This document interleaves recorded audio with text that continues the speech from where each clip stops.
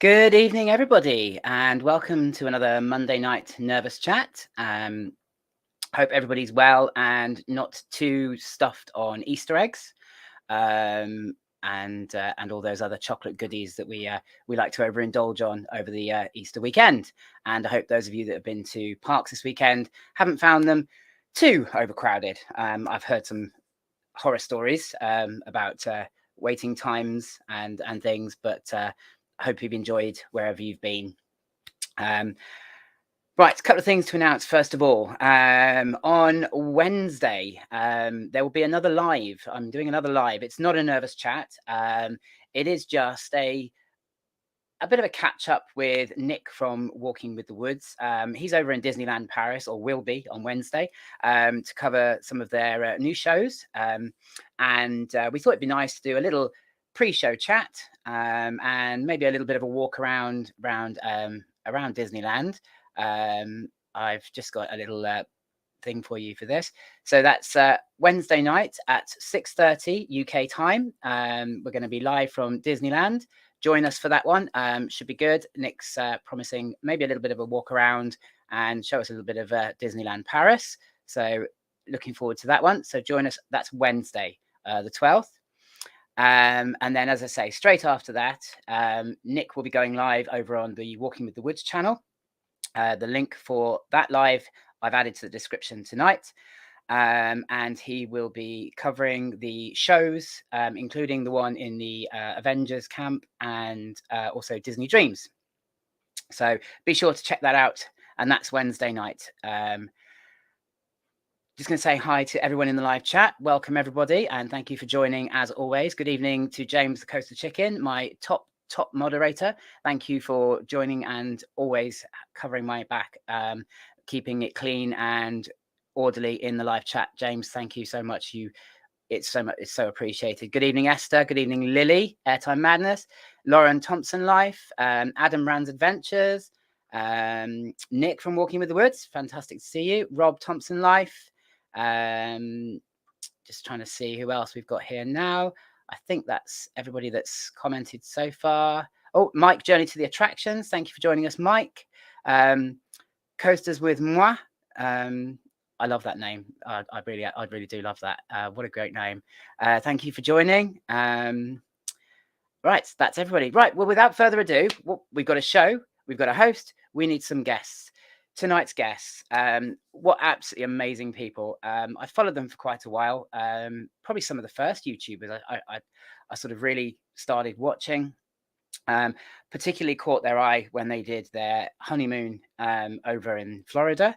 They're, as I say, absolutely lovely guys. Finally got to meet them. Funnily enough, while waiting for 2 hours to do Curse at Alton Manor at Alton Towers on opening day, which was a little bit of an impromptu meet, but it was still great to catch them and meet them and get a photo with them.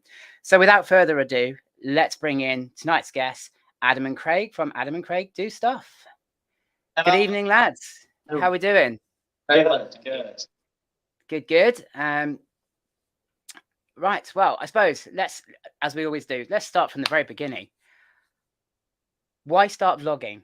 What kicked all that off? I still don't think we actually remember, do we? It was a New Year's Eve. Oh, was it? Oh, okay. He does remember. I don't remember. It was New Year's Eve 2019 going into 2020. And we was pre-drinking and you decided to bring up this idea of doing it. And asked me what I thought. And I said, yeah, that's a good idea. So we was planning on starting in 2020.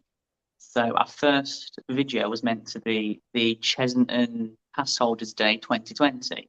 But then a week later, we went into lockdown. So we had to put it on hold. And then we started the day they reopened again for 2020 at Alton Towers, didn't we? West Midlands. Oh, we did, yes. I forgot about that, yes. Because they opened the zoos before. Yeah, they opened the drive-through, didn't they? Yeah. Yeah. And to be fair, we've watched clip back from that original Chesington vlog that we filmed but never uploaded. And it's awful, to be quite honest. It's dreadful. I'm glad it wasn't our first video. It was just awful. I was actually there that day, so it's quite likely Yeah, I remember being there, and I remember at that time, if you remember, we were all being reassured that it was nothing more than a virus. We just needed to be a bit more conscious of washing our hands and of not coughing over each other. But that everything was fine. You know, it was nothing to worry about. And so obviously we all went into pass holder day, absolutely thinking, you know, oh, it's a normal year and it's not much to worry about. And then, of course, all of a sudden, as you say, a week later, bang, we were in lockdown and full on pandemic, worldwide crisis. And yeah, I remember that day very well. Yeah, so it's quite likely that we saw each other possibly that day. But I wasn't a YouTuber back then either. So I think I'd only had a pass for about a year at that point. So the name Adam and Craig Do Stuff. I mean, I suppose it's quite obvious, but simple as that, or was there more thought went into that name? It's because we do more than just theme parks. So we do zoos and any other random attraction like Warwick Castle. And we wanted it to stand out. We didn't want it to be, obviously, like a lot of people use the word adventures, and we wanted to try and come up with something that would stand out a bit and be a bit different. And do stuff is just a phrase that we use, that whenever we go anywhere, we always refer to it as doing stuff. And we always say we haven't got anything planned next weekend, we need to do stuff. So that was just it. And it kind of fits out because obviously anyone that's watched our vlogs knows that they're really not that serious. And so the name as well sort of fits in with that because it's just a bit silly, isn't it? So that's all it was really. Yeah, I mean, like you say, it's a one fit for all, isn't it? That, you know, you could literally do anything, go anywhere and vlog anything, and it falls under the remit of the title of the channel. Whereas, as you say, other people have got theme park in their title, and so it kind of, I suppose, it pigeonholes them a little bit, doesn't it? That if they then try and upload something else, YouTube, we all talk about the you know, the god of the algorithm and whether he smiles on us or not, and everything else. And you know, if people are coming to a channel expecting theme parks, they're not necessarily going to come and expect a zoo. Whereas obviously with yours, it's very broad spectrum. So I can see, and I really liked it because it's one of those, it does what it says on the tin. Do you know what I mean? It's not, it doesn't require a lot of thought. It's two guys who go out and do stuff. And it's always really good to remember as well. That's another good one thing that I never even thought about, but it's always something that people remember, isn't it? Because we follow people, no names mentioned, but we follow people and sometimes we see them, I'm thinking, who is that? What's their name? And I can never remember. Whereas with us, in fact, when people see us in person, they don't call us Adam and Craig, do they? They call us Adam and Craig Do Stuff. As if that's like our actual name as a couple. And I suppose there's the everlasting which one is which question that probably comes up from people. I'm sure that lots of people come up and go, so which one are you? All the time.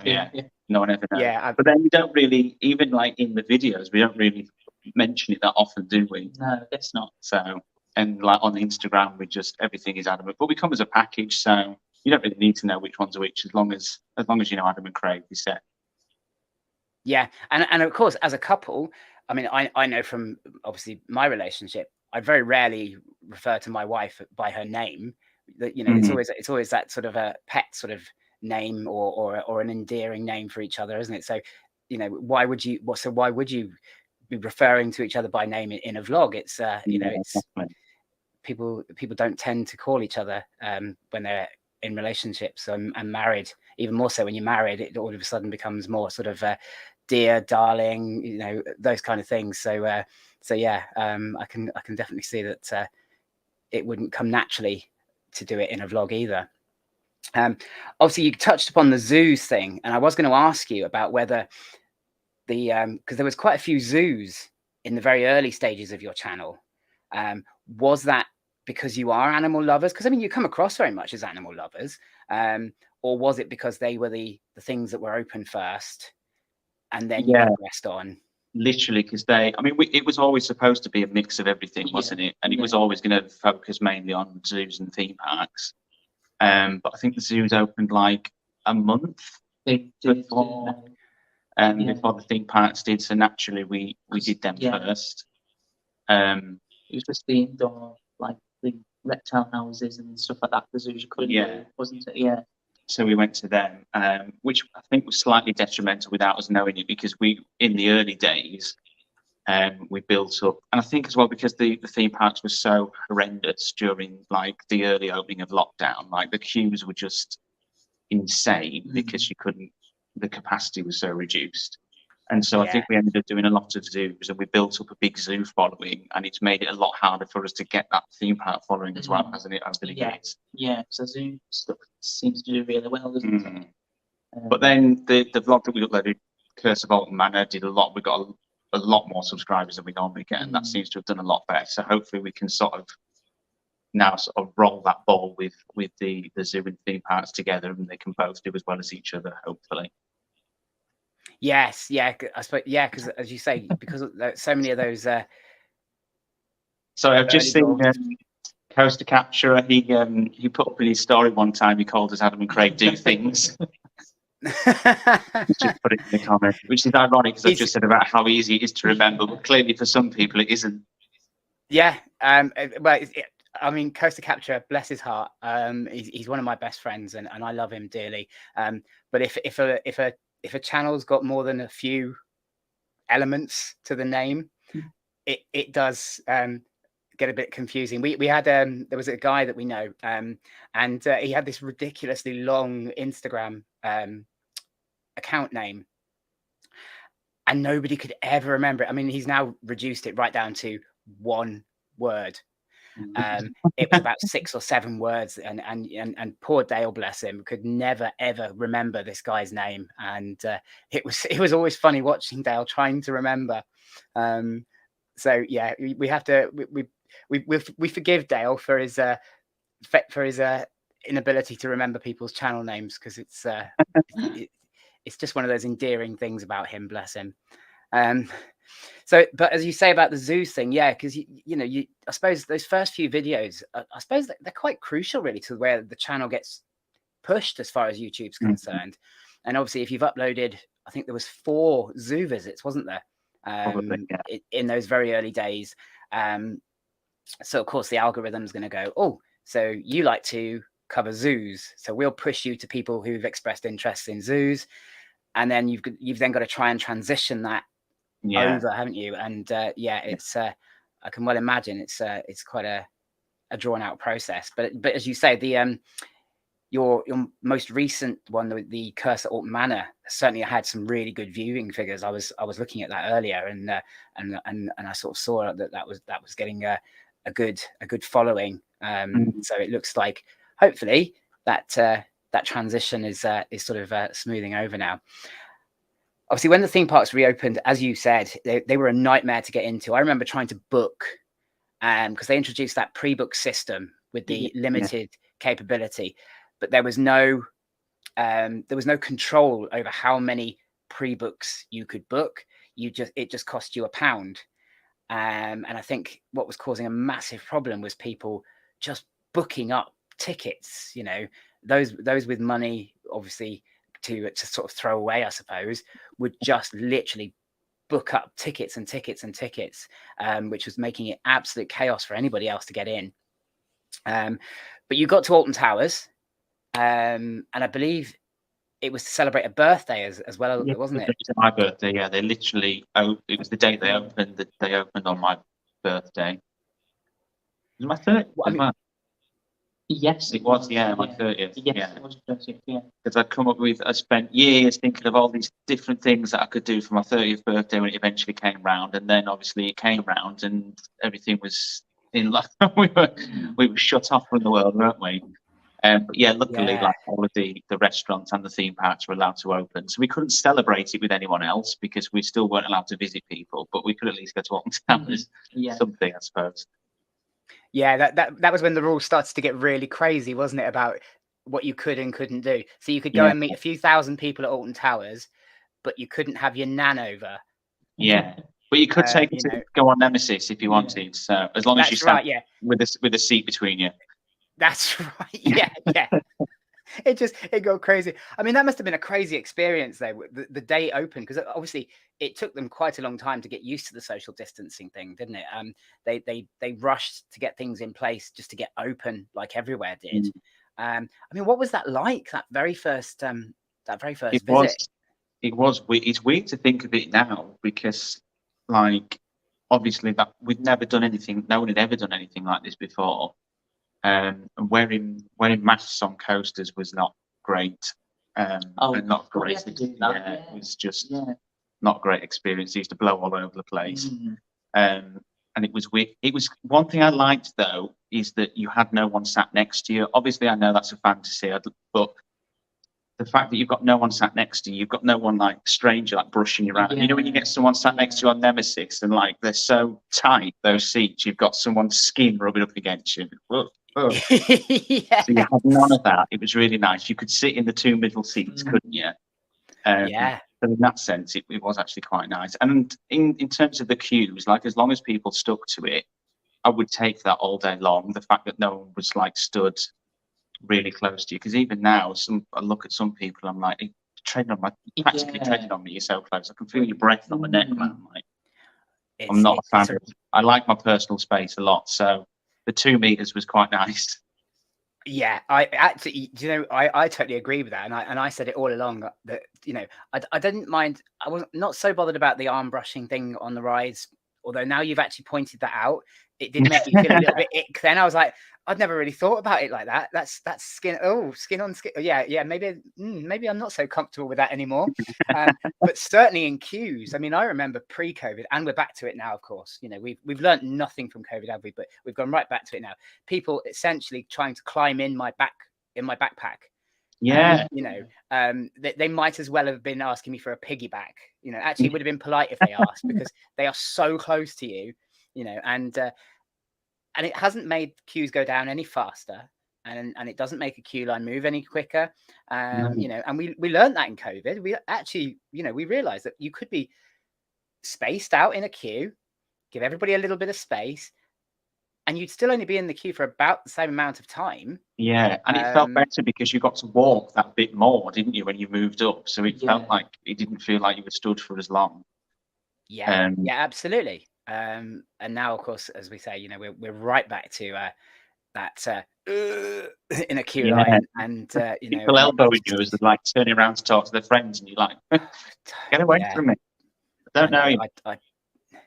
And I think it was probably so to our benefit, if you like, that the Cursor Alton Manor queue on that opening day was so big, because people did leave a little bit more space. I didn't feel quite so claustrophobic. There was a little bit of room to maneuver, but I think that was just because the queue was just so long that it just people just weren't bothered. They knew it wasn't moving, so they didn't bother trying to squeeze up against people or anything like that. But yeah, I remember COVID and the socially distanced queues were very nice, and I really liked that. I suffer quite a lot with anxiety, as is well documented, and one of the things that will trigger my anxiety is feeling closed in. I get very claustrophobic, and I'm not too bad if there's not high fences along the queue lines, but if there's a high fence as well, the Smiler queue line can feel a bit claustrophobic when that cage area is full, because it feels caged as well as all these people around, and that can make me feel a bit but yeah, certainly that was one of the benefits of COVID. There weren't many others, but at least we had that, that space in a queue line. If I could keep anything, it would just be the queues. And you know what? I think everybody thinks the same, yet nobody has taken it upon themselves to do that. I've actually got a friend who still to this day, if people get too close to her in a queue line, reminds people of what happened with COVID and how rapidly that spread because of people literally standing on top of each other. Obviously, it doesn't always go down very well, but she's very outspoken, so she's quite happy to remind people that social distancing was a good thing. but as I say, unfortunately, it falls on deaf ears quite often.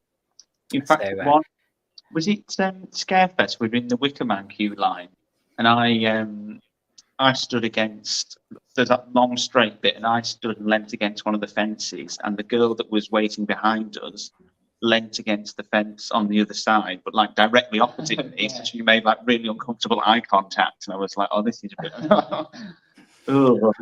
No, yeah, that's yeah. And I can't imagine that felt comfortable at all. People do some really bizarre. They have really bizarre behaviours, don't they, in queue lines? And I always seem to get stuck behind the person who doesn't practice very good personal hygiene.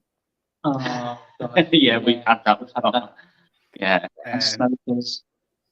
Yes. Oh, yeah, that happened to us when we went to the Curse. There were some people in the Oblivion queue smoking. So we aggressively left an enormous gap just as a passive aggressive notice that they shouldn't be doing that. Yeah. But they were a lot bigger and stronger than us, so we didn't actually stop. You know what I mean? See, absolutely. I get this when I go to Thorpe Park, because obviously, sadly, Thorpe Park is quite bad for queue jumping. Yeah. But I always tend to find that the people who queue jump at Thorpe Park are so much bigger than me that although I'd love to challenge them about it, I also quite like living. You know, and you never know, because obviously the reputation of Thorpe Park and some of the people and things that have happened there, you know, you sort of go, I don't want to be the next victim of that. So maybe I'll just stay quiet and let them go. I mean, we've said before, I think on social media, and we were talking about it earlier, like Thorpe Park is the one that we've received the most like homophobia from and abuse and that kind of thing. You don't get it on that same level from any other park. You obviously, there's always whispers and pointing and stuff, but it's only Thorpe Park where people will literally just shout it across the queue at you, isn't it? So it's a shame. It's a massive shame that it does attract those people. Actually, in fact, you've just connected. You've just created a lovely connection there for me, because I was going to ask you guys about how you were received, you know, as a same-sex couple, vlogging, and also in the wider theme park community, because obviously the community can be a little bit. I can't think of the word now, but they sometimes struggle with things that they perceive as being different or slightly strange. Or because I mean, when we started, there were only, even like the females within the community were only really starting to get their credit at that point, weren't there? When we started vlogging, like we've seen a lot of females do a lot better during that time. So being a same-sex couple was definitely, I definitely think it's hindered us a bit, hasn't it? We've had comments on the YouTube videos that we've had to delete with that kind of thing. And we do get it in parks sometimes, don't we? Yeah. But on a positive note, one of the nicest things that we see is when we have families that have got children that sit and watch us together. Because I mean, growing up, we didn't have gay role models at all, did we? Like queer people were not on TV, they weren't on the radio, and if they were, they didn't talk about it. It was just not a thing. And that sort of developed over time. And so back in, although like when we were kids, like YouTube wasn't really a thing anyway, but back then you just wouldn't imagine parents sitting down and like letting their kids watch a gay couple on TV, would you? It just wasn't a thing, which sounds ridiculous now in these days, but it's true. It wasn't a done thing back then. So to now have like families come up to us and say, "Oh, our kids love you," and that kind of thing, we didn't expect that, really, did we? No. Like we sometimes get DMs from people saying, "And I watched this with my 4-year-old toddler," and stuff like that. And it's nice. Which is amazing to think that there will be straight kids that grow up thinking that interacting with queer people is completely normal and acceptable, and it's just the same as interacting with straight cis people. And also to think that there might be queer kids out there that are watching it that actually start to think, do you know what, there's nothing wrong with me, which is what we needed when we were younger. So that's really nice. That's really nice to see. And amongst all of the crap that's a really nice positive thing, isn't it? It's lovely to hear, and I'm really quite. I'm not gonna lie. That actually quite touched me to hear what a positive experience that you guys have had, because it is sad that there are people out there who still can't accept the diversity within society, and it's not just same-sex couples, it's everything and anything. And sadly, Thorpe Park is a hotbed for it. You're absolutely right. I was there with a guy, good friend of mine, Instagram friend, the other weekend, who he's he has, I think he is actually a dwarf, has dwarfism. He's a little guy, and oh my God, the comments that we were experiencing were making my blood absolutely boil, because it was just ignorance. It was just sheer ignorance, and these were coming from adults and their children. And I just thought, well, the reason the children are doing it is because mum and dad are doing it, or uncle, or whatever, whoever the role model that they were with, if they're making it look okay to do it, then of course they're going to copy. They're just going to grow up thinking that that's an okay thing to do, aren't they? Do you feel sometimes that there's extra pressure on you to be that role model now, sometimes when you're vlogging? I don't feel the pressure from it, but I do think it's one of the reasons that we keep going, isn't it? Because there isn't enough. I think anyone will agree that there is not enough queer representation in the community, on YouTube, just generally this remit altogether. And so it's one reason that no matter how low we get in our time on YouTube, and how often we think, is this really worth it? That's one thing that will always keep us going, is that there need to be gay people on YouTube doing theme park content, doing zoo content, and out there on social media. Definitely.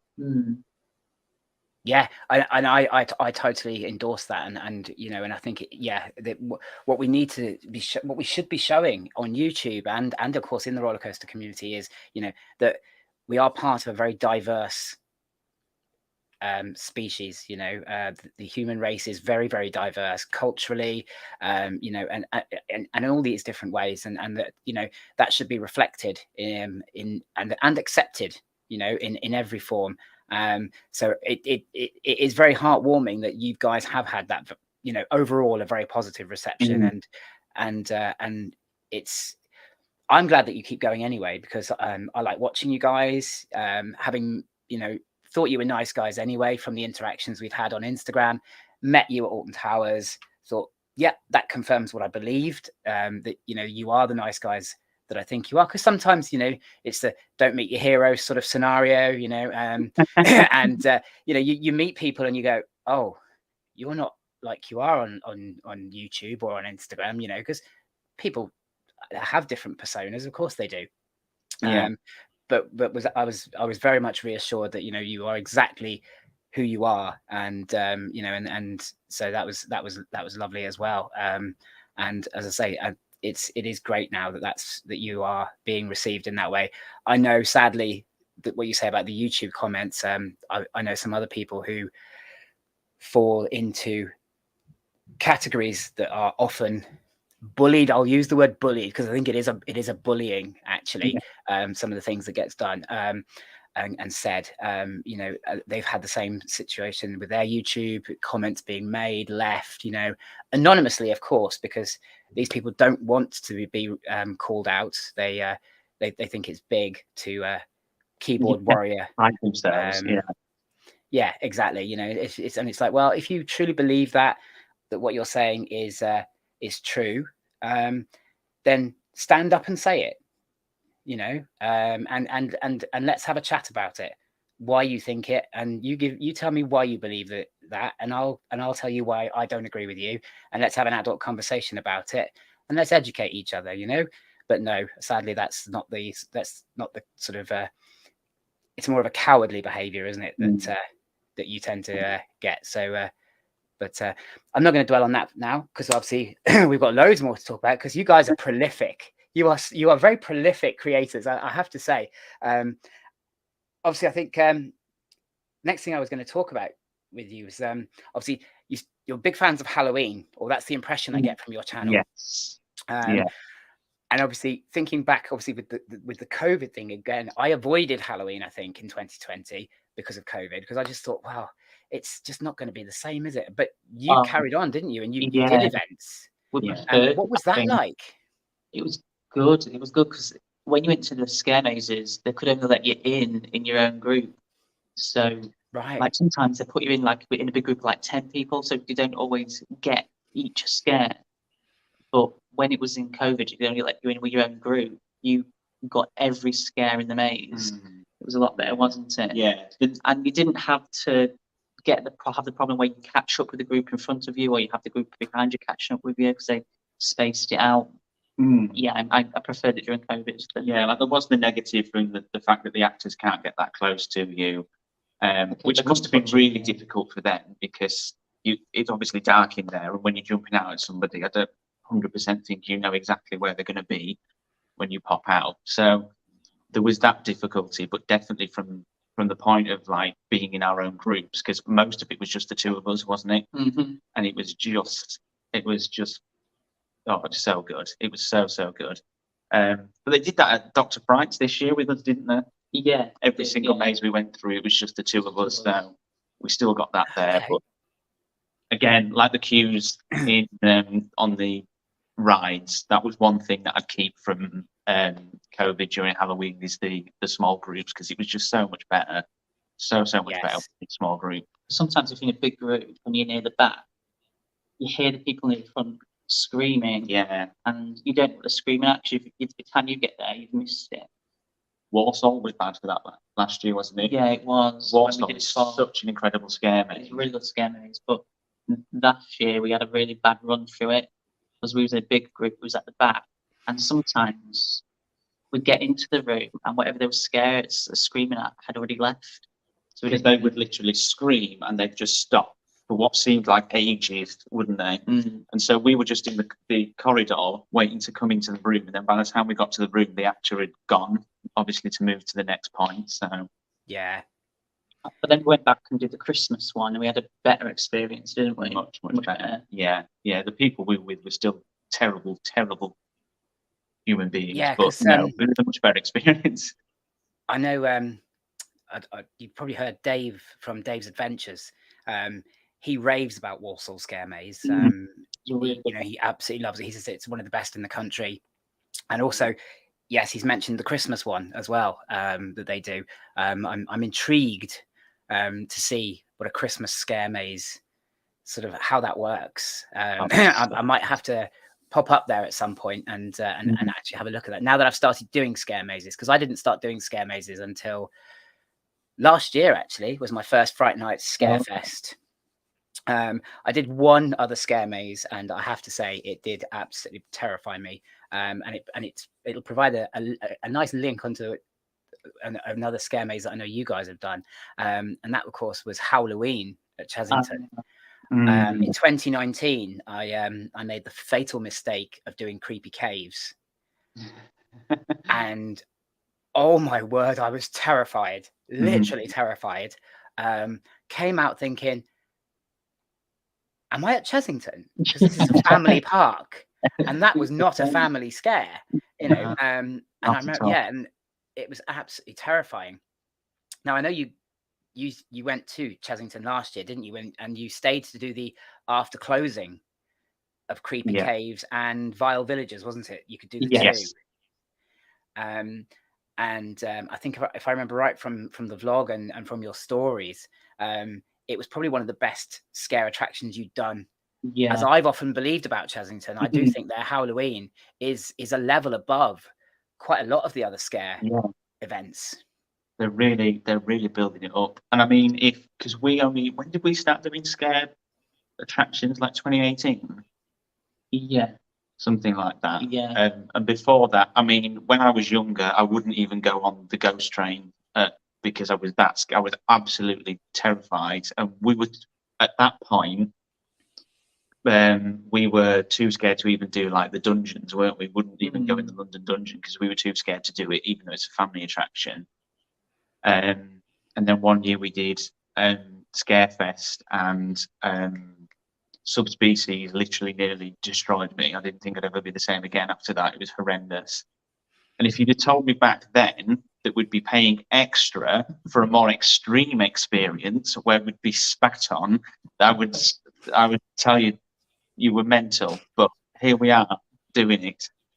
It was crazy, wasn't it? I saw the waiver that had to be signed for those after hours mazes, and it was, you accept that you could be spat on, you could be buried, laid in holes in the ground, have liquids poured over your head. It was, I mean, I was scared just reading the waiver.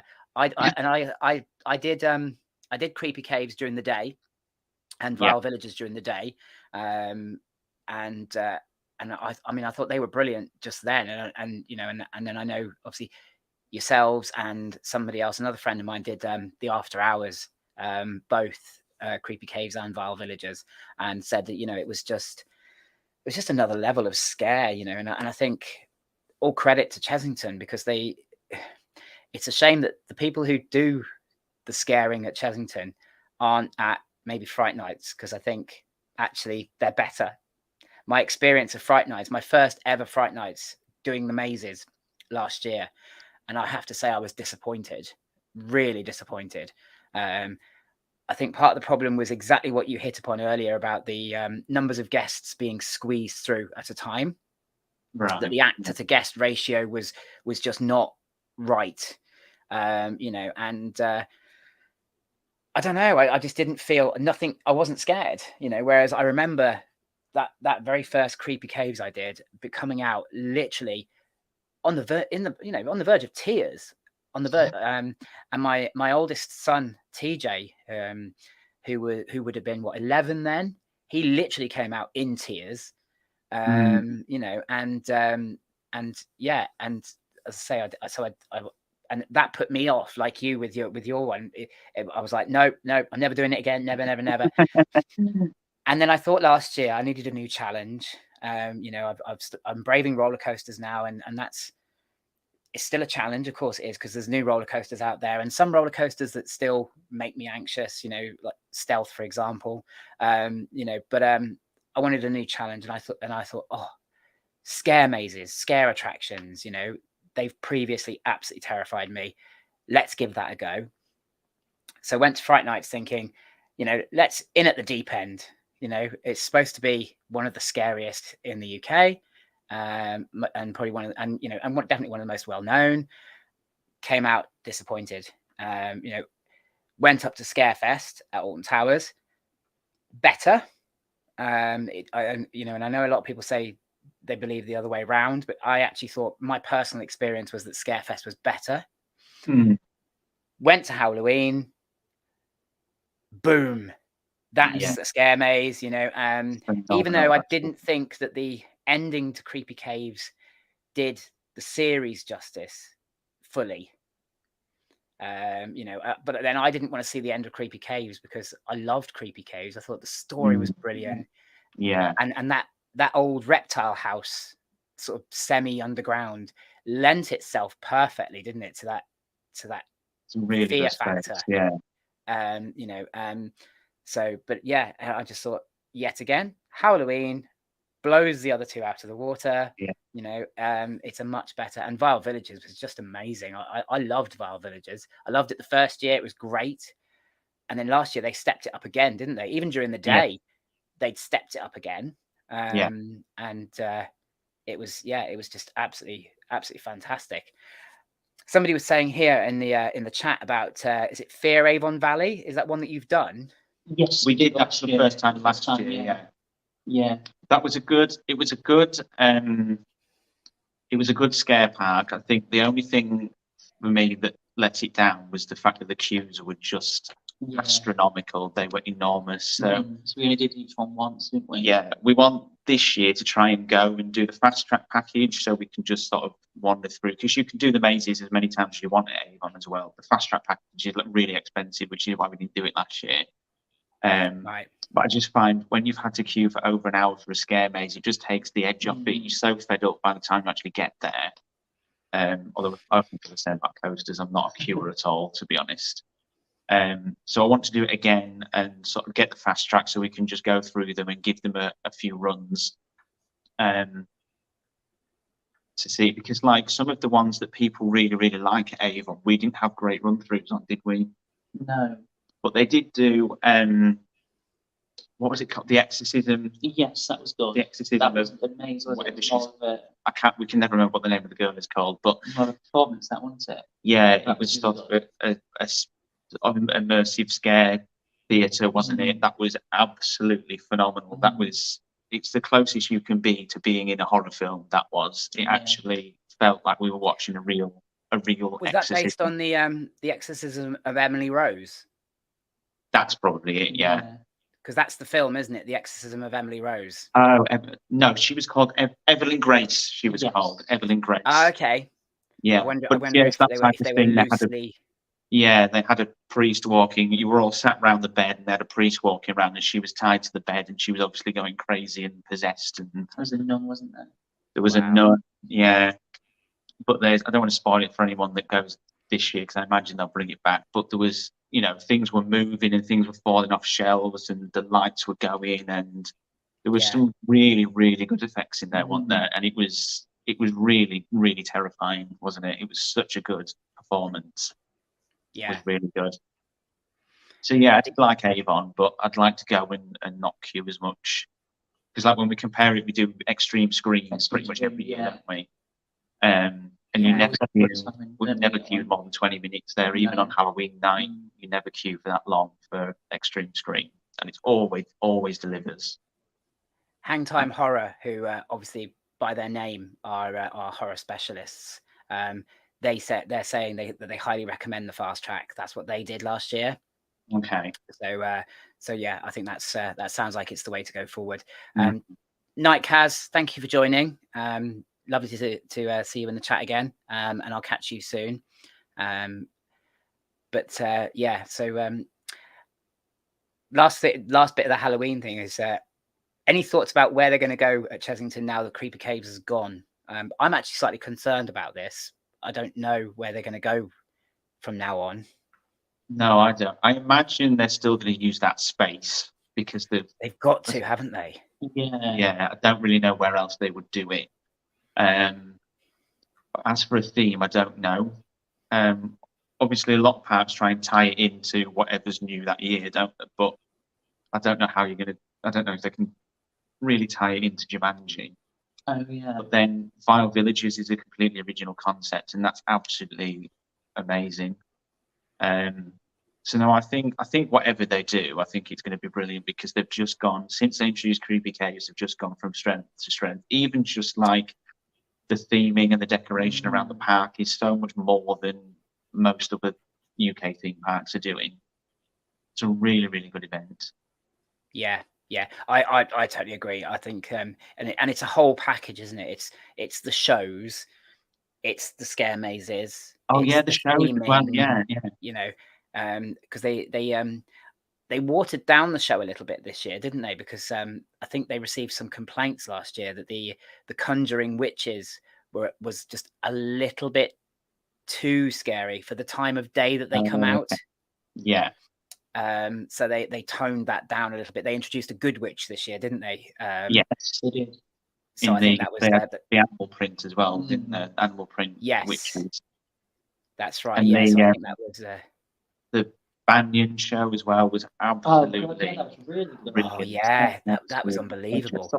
And it was great to be on Cobra watching that Banyan show. I mean that was like that was killing two birds with one stone, sort of Christmas and birthday rolled into one, because I love Cobra as a ride. And as I'm spinning around, I can watch this amazing show going on, with all this, all these fire effects and just it was brilliant. Next thing I wanted to talk to you about is obviously your amazing honeymoon. I mean, wow, what an amazing honeymoon. First of all, what I have to ask is, whose idea was it to go on a stateside theme park honeymoon?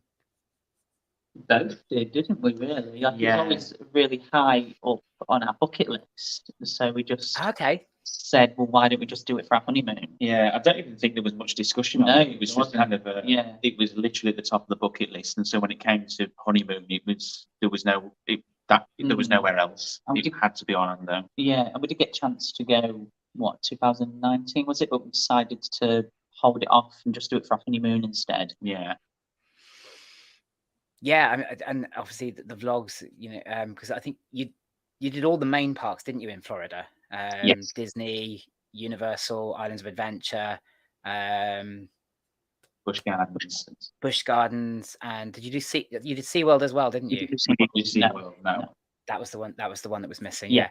I mean, that was just, as I say, what a honeymoon. Mhm. Was it an extra special honeymoon for you? Because obviously, unfortunately, things can go wrong. But it looked like an absolutely amazing time. And as I say, what a honeymoon to go on.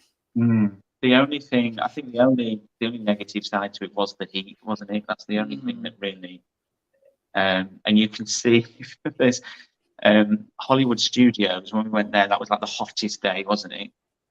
And people who have watched the vlog will know that it wasn't our favourite park. And there's sort of a bit where we sat with some slushies in this little alcove where we could manage to find some shade, and we were just fed up, weren't we, at that point of the heat, because it was really intense. And there's not, for somewhere that's so hot and so sunny, there really isn't a lot of shade in those parks, or is there? No. Animal Kingdom's not too bad because there's loads of trees, but in the others, and especially in Hollywood Studios, there is no sun. I mean, what's it called? Rise of Resistance was on like 2-hour queue. Yeah. And half of that is outside in the sun, like in the blazing sun. There was no cover whatsoever. So, and we got really burnt at Volcano Bay, didn't we? We did, got burnt at Volcano Bay. I remember I did a live recently with an American channel, Longhorn Coasters, and they came live from Islands of Adventure for us and did a tour. And actually, thinking back now, I don't remember seeing much in the way of of any sort of shaded areas. Everything was very open, which I guess if you're used to it, it's probably not so bad. But they must get a lot of visitors that aren't used to it and that would love a bit of shade. And unfortunately, us Brits are notoriously bad for sun cream. To the point where it's almost like a badge of honor, isn't it, to come back from holiday with at least some sunburn. I mean, at Volcano Bay, we had factor 50 on, and we kept going back and putting it back on, didn't we? And we still burned. Wow. It was just so hot, so hot, so sunny. And it's a humidity, isn't it, as well? It's quite a humid area as well, isn't it? The Americans kept saying to us about the humidity, didn't they? Because they're a little bit patronising with it, to be honest. They're like, "Oh, how are you coping with the heat?" And we're like, "Yeah, it's terrible, thanks." And they kept mentioning the humidity, but I mean, I didn't find it as muggy as it is here. No. Did you? It was more just like here. I mean, last year it was like 36, 37 degrees, wasn't it, in England? Yes. During the summer, and it was just that really sweaty, suffocating heat. Whereas over there, the air didn't feel as thick, did it? Like it does over here. Yeah. It was just as soon as you walk out into the sun, you could feel yourself like cooking like a Christmas turkey. Wow. I remember I actually that weekend when the temperature in the UK absolutely peaked on the Sunday, I went to Chessington for the day. It was quite an experience because of course they'd opened that new area, Shipwreck Coast, on the Friday. Oh right, yeah. And I was determined to get there because I wanted to obviously go and try it out and vlog it, and my middle son G absolutely loved the boat ride, Sea Storm. Of course that had been down since the previous year, and he'd heard that they'd reopened it now as part of Shipwreck Coast, and so he really wanted to go. And I was like, oh, do you know what, let's just go. There's some shade at Chessington, and if it's too bad, we'll just come home early. Actually, it wasn't that bad, and I must admit, it wasn't humid either there. I don't know whether because we'd had it so hot for so long, it had evaporated all the water off. And what we were experiencing was more like a Mediterranean sort of style heat, which was a drier heat. But it was also very, very quiet. And once you got to that sort of early afternoon part, when the temperature had really hit its peak, the park was emptying. And I mean, we stayed until closing, and and it was actually not that bad. And the ride ops had all been armed with water pistols, which was great. I remember doing Cobra, and literally the ride up had the window open, and he literally had this water pistol shooting people as they spun round. And we were all so grateful for it. Any other time, people would have been like, no, no, no, no, no. But we were all like, get me, get me, get me. But it was a lot of fun. And obviously the shoots on Monkey Swinger was very popular that day. Because it was obviously that lovely fresh cold water shooting up, and it was so it actually turned out to be not such a bad day. But lots of other people had, as I say, had either not bothered coming or cleared off early because they were suffering in the heat. But I didn't find it that bad, if I'm totally honest. But yeah, as you say, at times in the UK when the temperatures do get up that high, the humidity here is probably worse than most other places. So for the Americans to be trying to patronize you with how are you dealing with the humidity, when you're like, nah, come to Britain for summer, then you'll understand humidity. It's really not that bad. But yeah, Popeye was the savior, wasn't it? Because that was literally one of the wettest ride. Like it makes tidal wave look like nothing, doesn't it? It's wet. So wet. And yet there were people coming off it and standing in like the full body dryers, that you normally get at theme parks, and like blow drying themselves. And we're like, it's 36 degrees. What's wrong with you? Like, like driving in 20 minutes. You've wasted your own hard-earned money. I mean, there's lots of ways to blow your money stupidly in Orlando, but drying yourself off in a body dryer when it's 36 degrees, what are you doing? Think about what you're doing. That's insane. That is insane. Because I don't even think those body dryers are that great, or not if the ones at Thorpe Park or anything to go by. They're absolutely useless. I can't see the point in them personally. It's that they're probably cooler than a hairdryer, and less effective. But yeah, it's just a really weird one. See, let's we'll fast forward now to now and the future. Curse at Alton Manor. Obviously, you were there. I remember because I saw you. What did you think of Curse at Alton Manor? I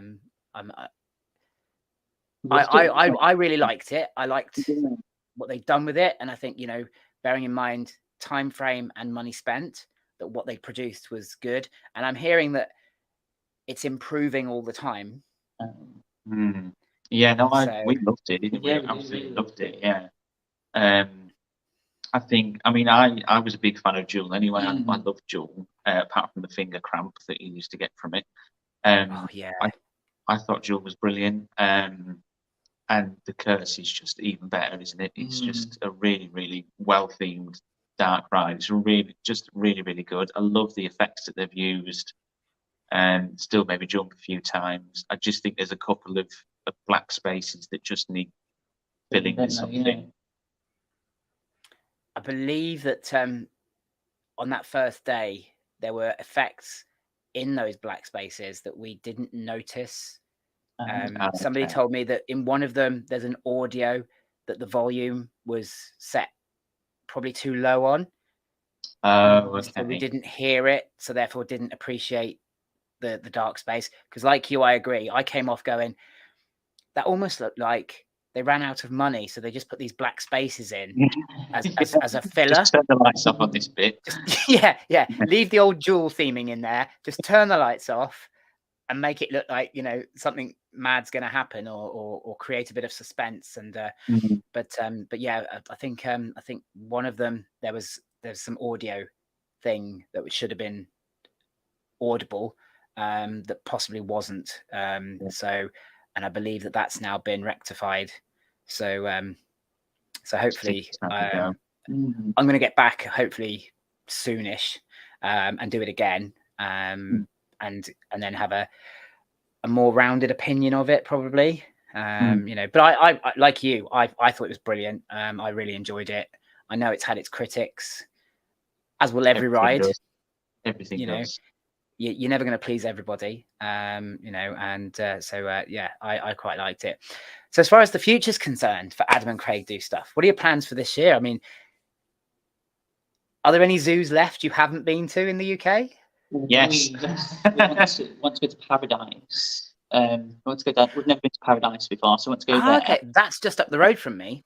Oh, is Oh, it? is it? Yeah. Yeah. So you probably know they announced they were getting sun bears back in Like 2019, something like that. Yes. And they opened an exhibit, didn't they? I can't remember what it was now. And the sun bears were supposed to be the sister exhibit to it, and they were supposed to open the year after. And sort of nothing happened, did it? Just nothing happened, and nothing happened, and nothing happened. To be honest, it was worse than the communication about Valhalla's opening. We just heard nothing for Yeah. years.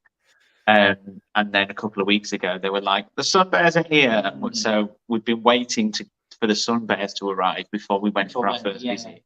I think they're in the species exhibit, aren't they? I think they're with Binturong and Otter. Yes. Yeah. Yeah. Was it the Jaguars that opened? It was the The Jaguars opened, and the sun bears were supposed to be sort of as part of the same area. Right. Yeah, Okay. it's taken like about 3 years, I think, hasn't it, for them to actually arrive?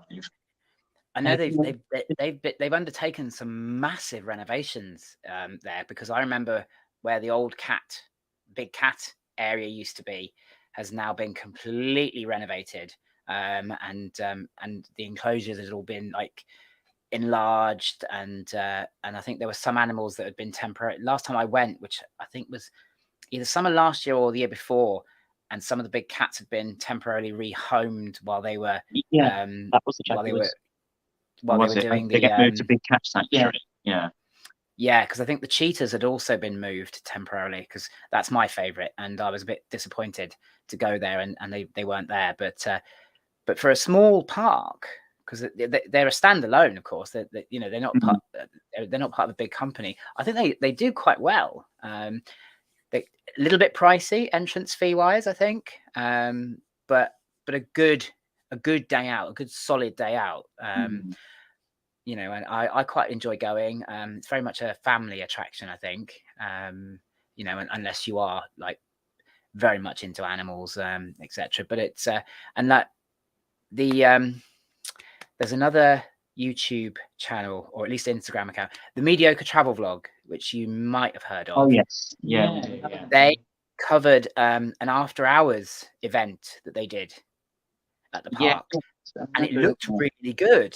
There was live music going on, and you know, and lots of other sort of bits going on, and it looked really good. So I'm hoping they bring that back this summer, because I'd like to go and have a look at that, because it was like a good reason to go again, sort of thing. Yeah.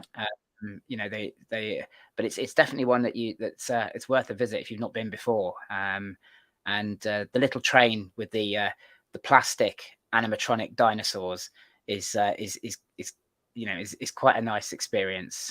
Watch out for the velociraptors that spit as you go through the dinosaur area, because that's caught a few children unawares, much to my amusement. But and if you do go, obviously let us know, because you know, obviously if you want some company, and it's always nice to meet you guys again. And obviously, as I say, Broxbourne is just up the road from me for Paradise. What others are there? Many other zoos that we're going to Banham Zoo for the first time next month, aren't we? Yeah, that's one we've never been to. That's over in Norfolk. So yeah, we're doing that one. And then there's a new exhibit coming to Yorkshire Wildlife Park. We love all the time. Like the development there is just unreal. It's just madness. It's one of my favourite animal parks, isn't it? Yorkshire Wildlife. Yeah, really good park. Other than that, I mean, we often get to West Midlands. We haven't been there since we got married, so we probably need to go there again. But of course, they are really all the new stuff at the moment is just lodges. They're just yeah. dropping lodges like it's Monopoly board at the moment. So we'll see. That seems to be the thing with zoos at the moment, doesn't it? They're introducing all these lodges. Because I noticed at Whipsnade when I visited back in March, all of a sudden these wooden huts were popping everywhere. Yeah. Lodges and dinosaurs is the current thing at the moment. Everyone's popping lodges down and putting animatronic dinosaurs in. They're everywhere, taking over. Yeah. Yes. Yes. I had noticed that starting to happen as well. One little zoo I have visited. I don't even know if it's still open now, but it was. You know the story of We Bought a Zoo with me. Yeah. There's a little zoo in Wales called Borth Animalarium, I think it's called, or something like that. They're not allowed to call it a zoo. And it was the one, I don't know if you remember, there was the big story in the news about the lynx escape. Yes. Yeah. And I remember visiting that zoo, and it's very much like the We Bought a Zoo setup. And I believe that they were actually taking advice from the I can't remember is it Dartmoor Zoo? I don't know, you might know. No, I'm not sure. I think it's Dartmoor. Correct me if I'm wrong. If anybody in the live chat knows, but yeah, they were taking advice on how to get it up to standards, because obviously it had been run down. It had been owned by one family for years and years and years. It started off as a bit of a rescue centre, and the animal collection had just grown and grown and grown, and then the people who had it couldn't afford to maintain it any longer, so they sold it, and then, as I say, then disaster with the lynx escape and everything. But it's, well, if you can get out there, it's worth a visit. There's not much else out in that area, part of Wales. It is a lovely, very picturesque part of Wales. It's not far from where I used to live, but certainly it's worth a visit, because it's very much before zoos became, all very mainstream, very, over branded. It goes right back to basics. The people that own it are the ones working in it, sort of thing. And and it's that kind of back to basics sort of zoo setup, or certainly it was when we visited. I think it was just before COVID, and it was well worth a visit. As I say, I think it was something ridiculous, like £5 a person to get in, and just they just really wanted to get people in and get reviews written, and it's I regret the fact that I wasn't a vlogger back then, because I would have loved to have done that and maybe helped them out a bit by getting all the press that they've had has been very negative around the big cat escape. Whereas actually they were doing an amazing job at rebuilding this zoo essentially from the ground up, because it had just fallen into such disrepair. Adam from Rand's Adventures got a question for you. Let's crack on with some questions from the live chat, because I've just realised we've been chatting for an hour already. Favourite coaster and favourite park? Favourite coaster, favourite park. Velocicoaster. Favourite coaster. Oh. Favourite park, I'd probably say the Islands of Adventure as well, where Velocicoaster is. That's a sound choice. I've never watched the vlogs before. I'm really bad with favourites. I just go and enjoy stuff, and my mind changes all the time. But I must admit, like, looking back at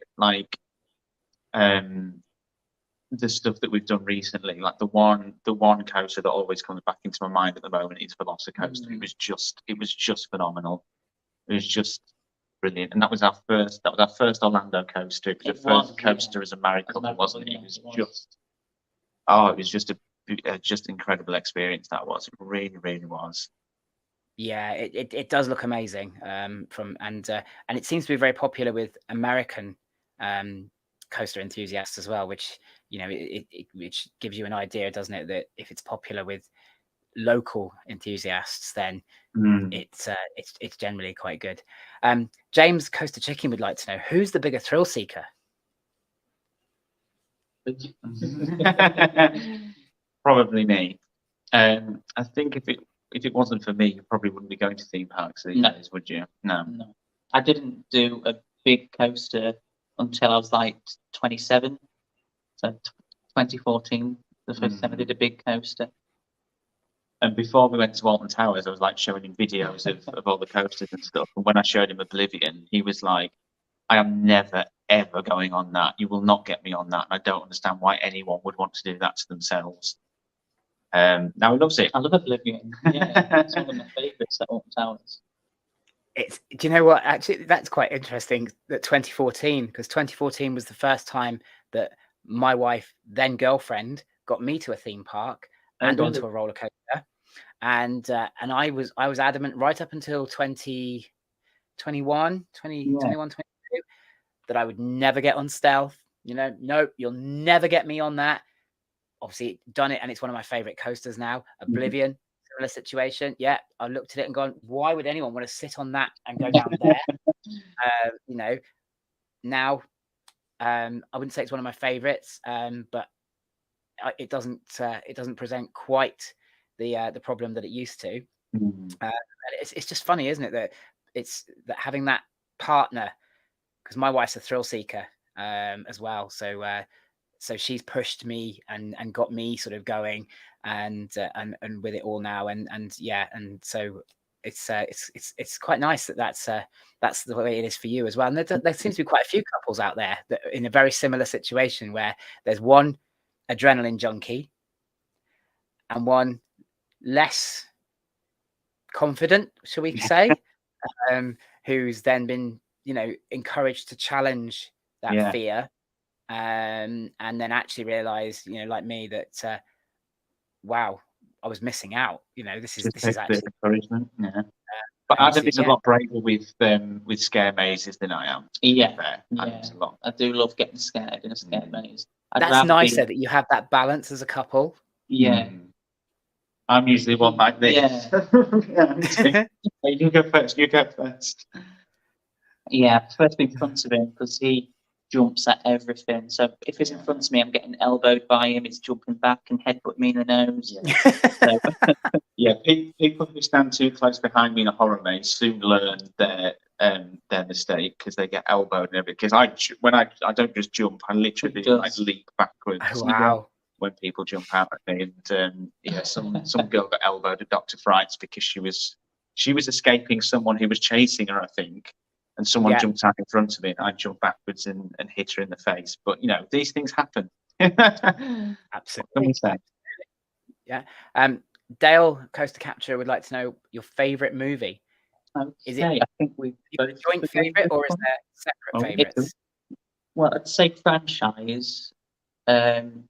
Jurassic Park / World. Yeah, my two best franchises are Jurassic and Harry Potter. So either of those two, I'd say. But yes, I suppose together, jointly, it's Jurassic Park, isn't it? That we both sort of love the same amount. It is a great franchise. Yeah, it's not quite as popular as that now. And I think the recent films have reinvigorated the franchise, haven't they? Because I think it was the first two were the first one was good, the second one was good, and then they made that fatal mistake, didn't they, of making was it a third and then a fourth as well, and before the new batch. Even like, I mean, Jurassic Park 3 gets a bad reputation, but I still think it's not as good as the first two, but I still think it's good. Still a good film. And then, like with Jurassic World, I think Jurassic World and Dominion are both incredible films. Yes. Fallen Kingdom, we don't really talk about. we just pretend that didn't happen. Yeah. I think that's probably for the best, isn't it? Dale's also saying, Adam, that he's loving the recent photography. Oh, thank you very much. Yeah. If anyone needs a wedding photographer, ask Adam. He's really good. When I got married, I was searching for wedding photographers. I didn't know anybody that was a wedding photographer. Ever since I've been part of this theme park community, I now know so many wedding photographers. You know, it's unbelievable. It's almost like it's a linked profession, that you're a wedding photographer and a theme park photographer. You know, they seem to go hand in hand for whatever reason. So you know, but it's unfortunately it's too late for me now, and I'm not getting married again. Second time will do. I'm not going for a third. James has asked, who do you believe would win in a fight between a T-Rex and Harry Potter? Interesting question. I mean, I suppose it depends. I'd hope it with a T-Rex. Oh wow! Hope, Harry. I mean, the T-Rex has already been extinct, so It's not real though. Oh, Adam. no. This is a hypothetical situation. I think if the T-Rex sneaked up, it would definitely have the upper hand. But I mean, if it's got some distance, Harry would probably get it. I think Mm. he would probably manage to. I mean, it's just magic, so he does. Exactly. Yeah. Yeah, but he won't use like unforgivables or anything. So I don't know. I don't know how impervious the T-Rex is to magic, to be quite honest. But if he gets a good sight on it, he can definitely def it off before it gets too close. Yeah, that's fair enough. Johnny and Kelly in Hangtime Horror would like to know, based on all your zoo visits, what's been your favourite animal? That's just so thick. I mean, we love capybaras.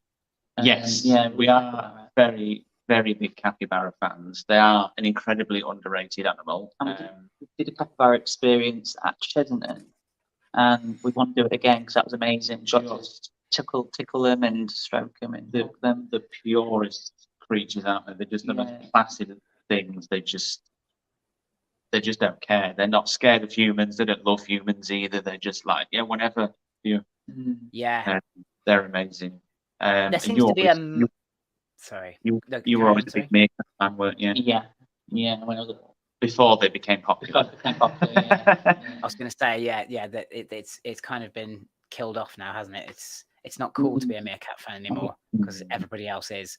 But there does appear to be a massive capybara appreciation going on at the moment. There's an Instagrammer and YouTuber who I'm very good friends with, whose account is actually called Capybaras and Coasters. Yeah. As soon as we saw that account, I don't even care who's behind that. They're clearly a trustworthy, pure person to follow straight away. Your judgment was absolutely right. I know him and have met him a few times at parks, and yeah, he's a very, very good lad and very, very honest, pure, friendly guy. So your instincts were correct on that one. Nick from and Claire from Walking with the Woods, your favourite Sex and the City character? I don't watch it. Never seen a single episode. I don't know what any of them are called. Oh no, one of them's called Samantha because he mentions it in Bruno. That's the only reason I know. Mentions it in Bruno. I like that. I must admit, I don't think I've ever watched a full episode. I kind of know what it is, and that it spun 2 movies, I think. Yeah. Or something. It was really big on TV, but yeah, it wasn't my. It was never my cup of tea either. No. Hangtime Horror saying they fed the foxes at Chesington as well. Oh, yeah, they did do a red fox experience. Yeah, foxes when we did it. They do some pretty good animal experiences there, don't they? I've looked at that. And I tell you what, they're really, really good value as well compared to because if you go to Chester, I think the polar bear experience at Yorkshire Wildlife is like 600 quid. Chester Zoo charged astronomical prices for their, a lot of zoos charge loads and loads of money for their experiences, which is why we tend to favour the more smaller zoos, the smaller animal parks, because they don't charge as much and you get a more hands-on experience because they're less worried about the insurance if you get eaten than the bigger ones are. Whereas Chester is obviously a big park owned by one of the biggest franchises, which are known for really liking their money. But the experiences really aren't that bad value for what they are. And you get past all the discount on them. They're really quite reasonable. Yeah, I must admit, because I've looked at it a couple of times because my middle son has expressed an interest in the giraffe experience. I think it is. And then my mother-in-law loves her penguins, so we've looked at the penguin experience as well. So I think that might be a couple that we do or try and do this year, unless obviously Jumanji World Opening doesn't completely empty the bank, which it could well do, with the merchandise and everything else that's probably going to go hand in hand with that. Nick from Walking with the Woods would like to know what your favourite UK Eurovision entry has been. Whoa. Oh yeah, Gina G. Yeah, I think that's the only decent one we've ever entered in history. I can't think of any other one that I've actually enjoyed from the UK, can you? No, Gingy. I think 1996. I've only heard this year's once, but I think this year's is quite decent. But most others are dreadful. I mean, you don't watch Eurovision to see the UK, do you? Let's be honest. You watch it for the madness that is the rest of Europe, and you just try and forget that we're even in it because it's embarrassing. It's really cringy. I used to love watching it when Terry Wogan was the presenter, because Oh, yeah. it was just how many other nations can we insult in our commentary, you know? And I'm not I don't even think it was ever deliberate. It just used to fall out of his mouth sometimes. But it was okay because he was Irish, so it was absolutely fine. He could get away with it. I'm not a huge fan of Graham Norton. I love Graham Norton. I do think I'm very he's hot really and good. cold with Graham Norton. Sometimes I think he's absolutely amazing, and then other times I'm like, you know, yeah, I'm not so sure. But I don't know. My love affair with Eurovision ended, I think, about 10 years ago. I don't really watch it anymore. It's just not. I don't know. It's all gone a bit strange recently, and a bit dark at times. I do love a bit of Eurovision, but yeah, the UK is, even last year, maybe controversial, but even last year when we came second, I thought the song was dreadful. I hate it, it's awful.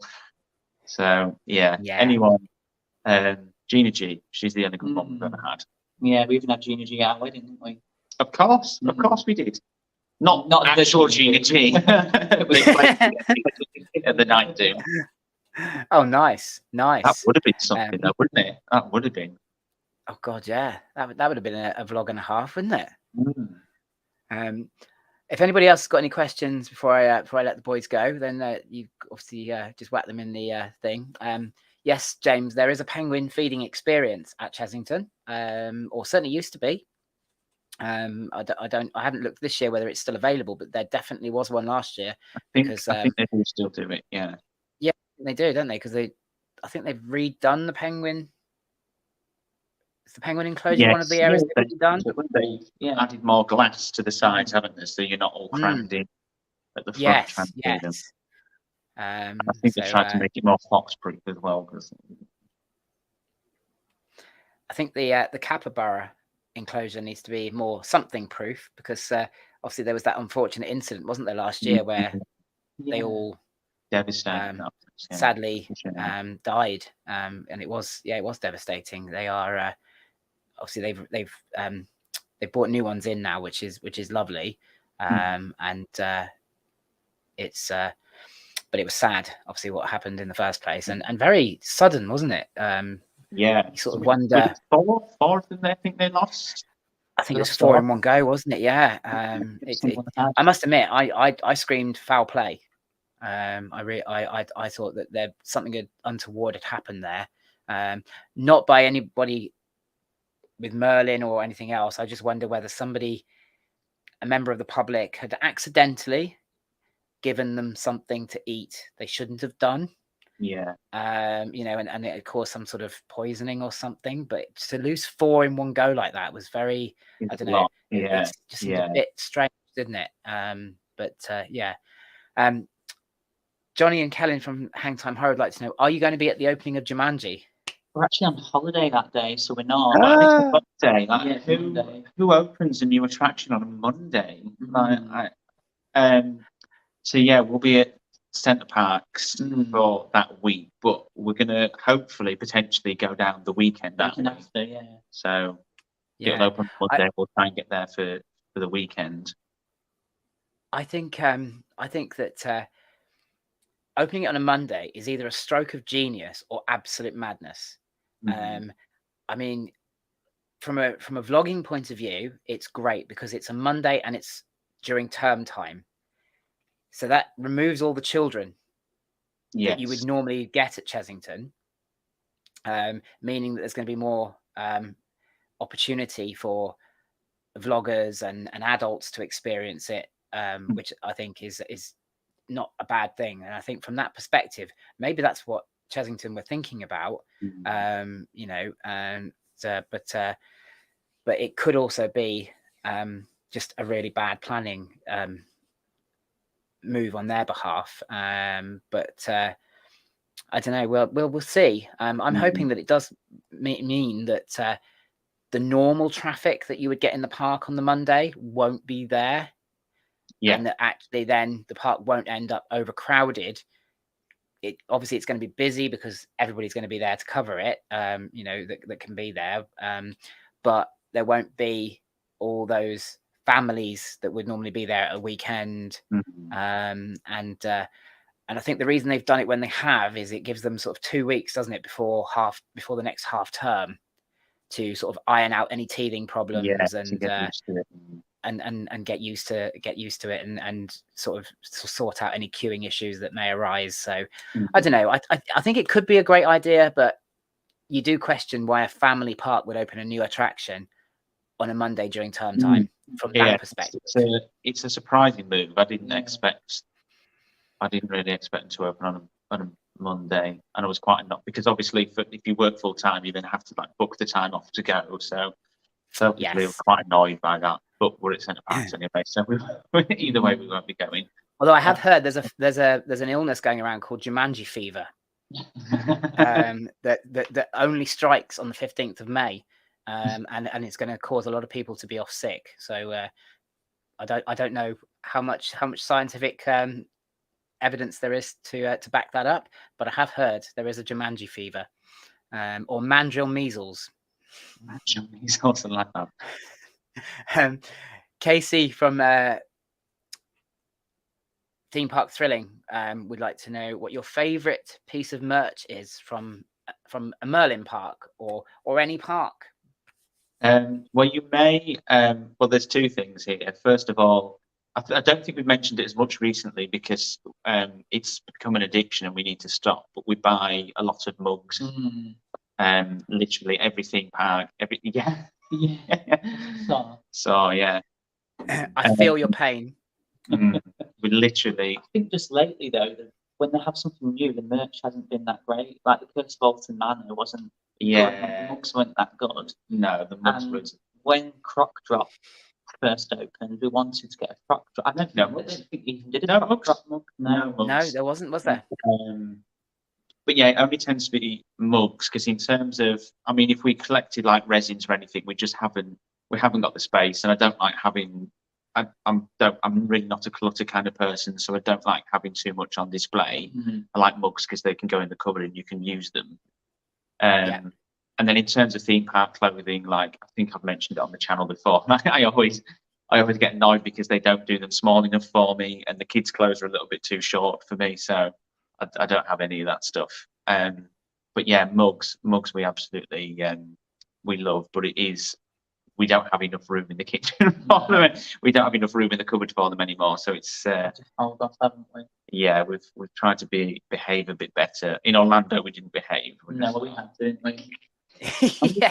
I think we came back with 5 from Orlando. No, it was more like it was more than that. I think Was it was it? like 9. I think What did we get? we got Animal Kingdom, Epcot.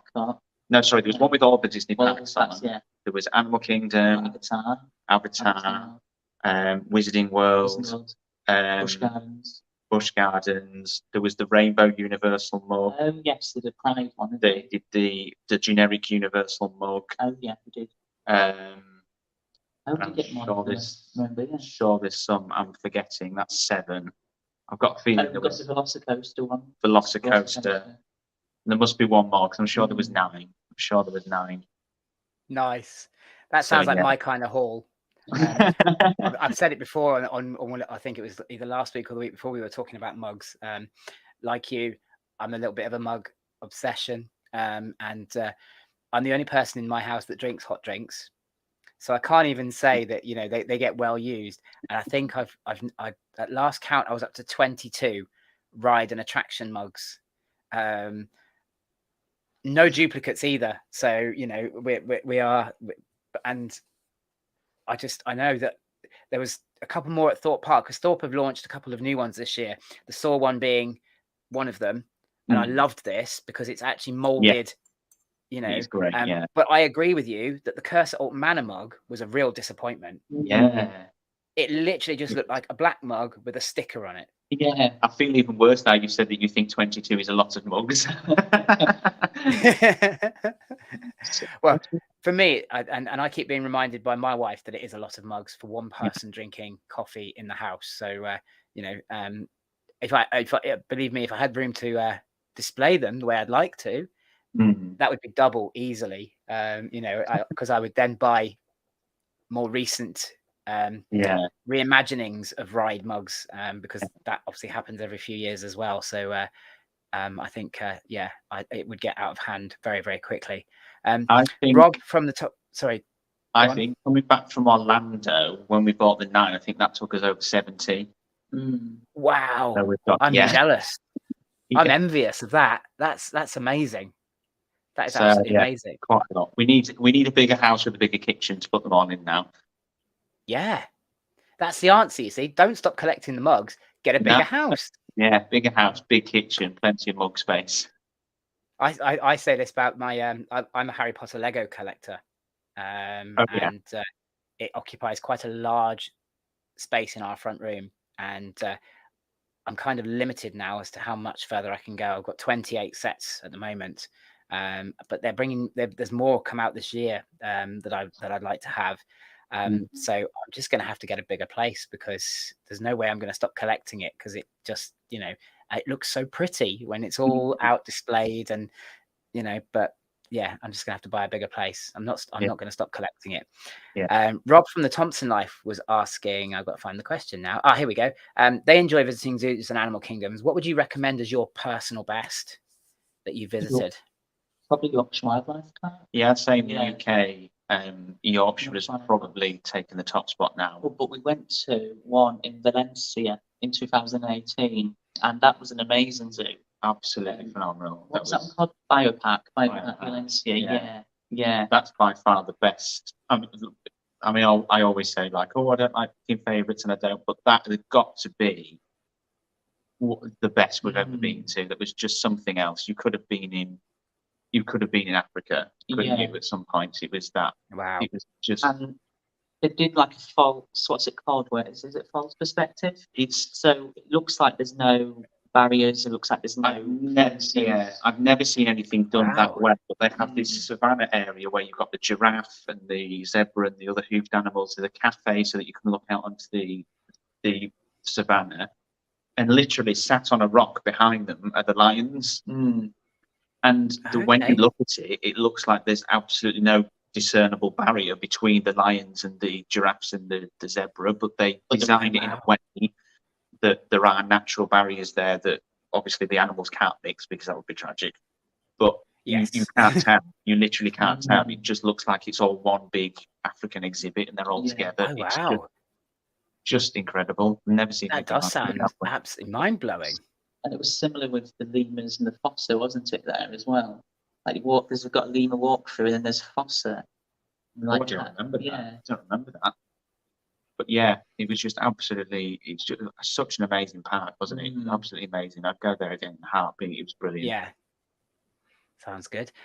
Theme park thrilling. We did do favorite coaster and ride of all time, and I think we decided upon Velocicoaster, didn't we? Overall, as your favorite ride. If you had to go and work at a Merlin park, this is an interesting question actually. Which park would you choose, and what ride would you want to operate? Oh, definitely one that's not got a repetitive soundtrack. Yeah. So not Smiler, because I can't listen to that all day long. Because I know loads of people, and then lots of theme park fans. One of their ultimate things is to work at a theme park. But I've got to say that, like, that repetitive nature for me of listening to the audio over and over again would drive me insane. I'd be jumping off it, I think, by the end. Trying to think what doesn't have that in it. I don't know. No, not sure either. I can't think what. But no, that's the thing that would always put me off, is just having to listen to that audio again and again and again and again. I think it would drive me mental. So yeah, none of them, to be honest. So I suppose something like Stealth wouldn't be too bad, because you've got the radio station playing in the background, haven't you? It has no audio of its own. Well, they're in like on Stealth and Rita, they're in that hut out there. So, although I suppose most Yeah. of them are behind some sort But of. I agree. I think yeah, having to listen to the same soundtrack over and over, it must. Yeah, I don't know. I'd take my hat I off to don't the know how ride they ops, do it. I honestly don't know how they do it. It's amazing. I like how and Stealth especially as for what they well. get paid. Yeah. Go on. I like how Stealth, when it's like Oktoberfest or Fright Nights, they have a different audio, don't they? Yeah. They do a German Yes. one. Yeah, Yeah. for Oktoberfest, do a That's German right. Yeah, one. Oktoberfest is in German. It counts down in German, doesn't it? Yeah. Yeah. Which is one And benefit that Thorpe have got, because they can do that without really ruining the theme of the ride too much. Whereas if you did that at Nemesis on Towers, it would be it would be awful, wouldn't it? it would be quite bad, wouldn't it? Yeah. Can you imagine? I think they only do it to Stealth and Detonator. Yeah. I think they've done. Oh, they did it to Inferno when they did the Park Vibes thing, didn't they? I don't know if they do it at Oktoberfest, Oh, okay. but they I've did not it heard for of Oktoberfest, Park but certainly Vibes thing. Detonator and Stealth both get the German makeover, shall we say? Oh, and so does the Rapids at Fort Park. Yes, the Rapids does as well. Yeah. Oh yes, yeah, they do actually. And then Yes. they do the German, what do they call it? The thing where in the Lost City area, randomly on one of the rides, you get the birdie song, don't you? On the accordion. Oh, they do, yeah. That's Quantum, by the way, in case you were wondering what I was doing there. I love it when people describe things and then gesticulate in that way, and you sort of like, okay, what are you talking about? And I was able to work out that was definitely Quantum. But for people at home, obviously, yeah, maybe we needed to explain the movements there. But yeah, and I do think that's quite cool. But otherwise, yeah, I think a very repetitive thing there. So I'm not sure I'd want to do it either. Gruffalo River Ride Adventure at Chesington doesn't have a repetitive soundtrack. Or at least they don't think it does. No, but what it does have is a lot of reverb and a lot of children in it. That's the one. From a sensory issue point of view, the Gruffalo has got to be the worst theme park station that I've ever been in, because it's just so apart from Orlando, because Americans just talk a lot and it was very noisy, wasn't it, in Orlando? The Hagrid was just awful being in that indoor bit. But yeah, I always have a problem in Gruffalo. I end up putting my fingers in my ears because it's just so loud in there, which is a shame, because when you actually get in there and it's empty, they've got like birdsong and stuff, haven't they? And it's quite nice and foresty. Yeah. But yeah, when it's busy, oh. No plans to become parents anytime soon, then? No, definitely not. No. Fair play to anyone that can do that, because they cost too much money, they're too loud, and they just require a hell of a lot of patience that I just don't have. Do you know what? You think that until you have one, and then you find this patience. You really do. But for some stupid reason, I've had 4. And I work with children, of course, as well. So it's I'm glutton for punishment. Maybe it desensitizes me and makes it a bit easier to go to theme parks then, when there's children screaming everywhere. I'm just like, it's like being at work. It's fine. Just white noise by that point. Yeah, actually, yeah, absolutely. Theme park thrilling again. Asking your next theme park visits. What have we got planned? We'll round up with this one. Well, I think. we were thinking of going to Blackpool when Valhalla opens, weren't we? But who knows when that will be at this rate. I mean, we'll be going to Clubland to Blackpool in October anyway. Well, what's wrong with me? Anyway, because Clubland's going to be there. So whether we wait till then or I don't know, because I'm really, really excited to get back on Valhalla. But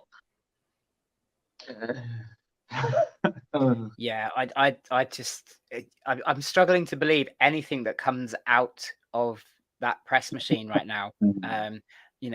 We were told it was going to reopen last year and it didn't. We were told there'd be technical rehearsals. I'm not even totally sure what a technical rehearsal is, but we were told they would be happening from the 7th of April, and they didn't. The day before, it got pushed back to the 12th. So we'll see, because the 12th is what, Wednesday? Yeah, Wednesday, isn't it? Wednesday, yeah. So Again, we're supposed to, Wednesday.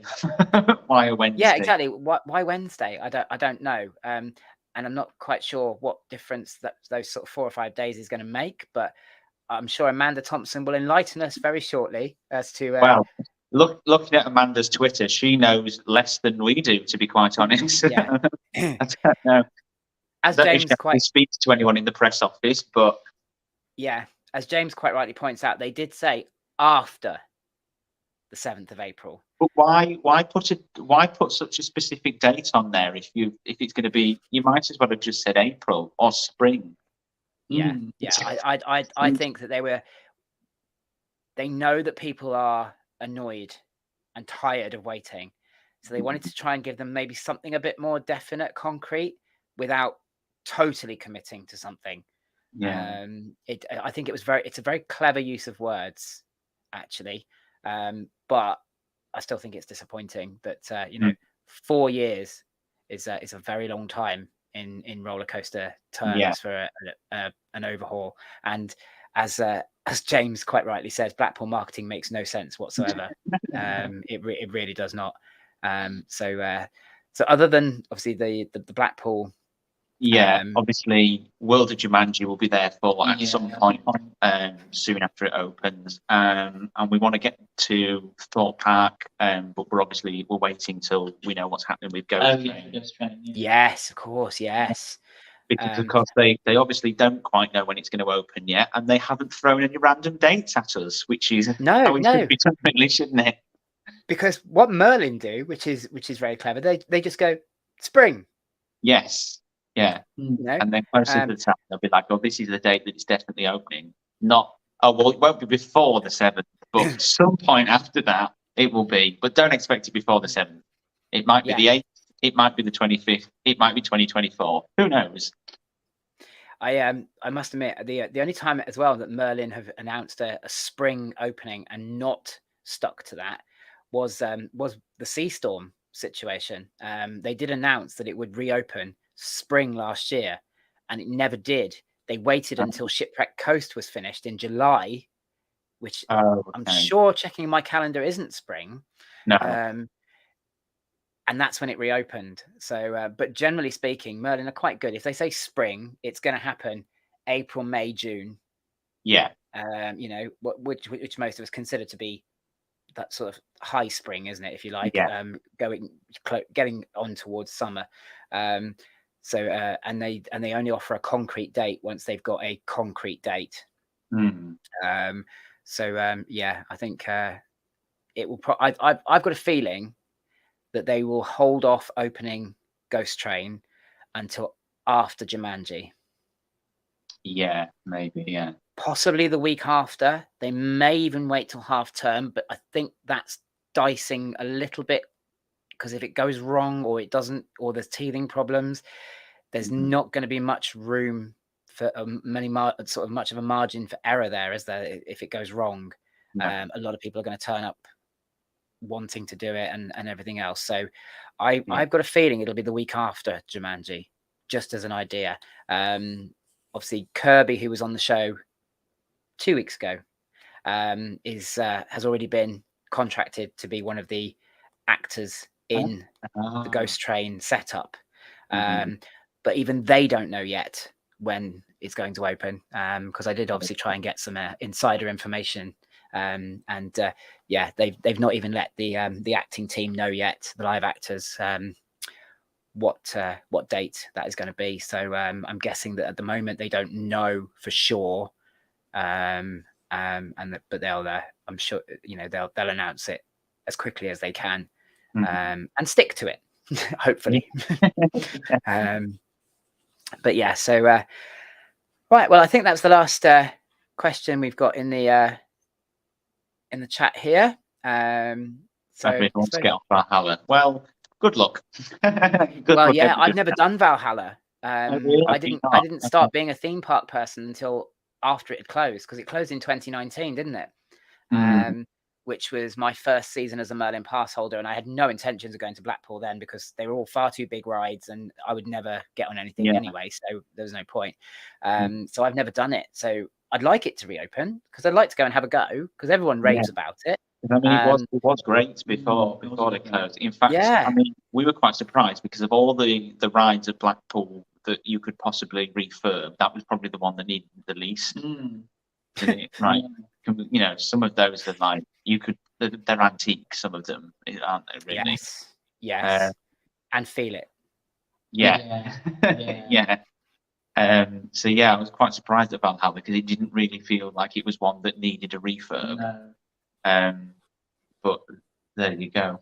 A lot of them are more painful than they are enjoyable. But and even like the dark rides, like the Ghost Train is quite a nice nostalgic experience, isn't it? But that probably is in more need of a complete refurb than Valhalla is, and same with Alice as well, probably. Alice and the River Caves. That's one.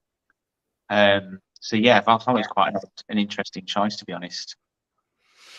Yeah, well, let's hope they've done a good job of it, and that it continues to be a good ride. Because I say, I know it has it's held in very high esteem in the theme park community. So I'm hoping that they've done a good job, and that it's as good, if not better, than it was before. Yeah, it's a fantastic ride. It's just a little bit too wet.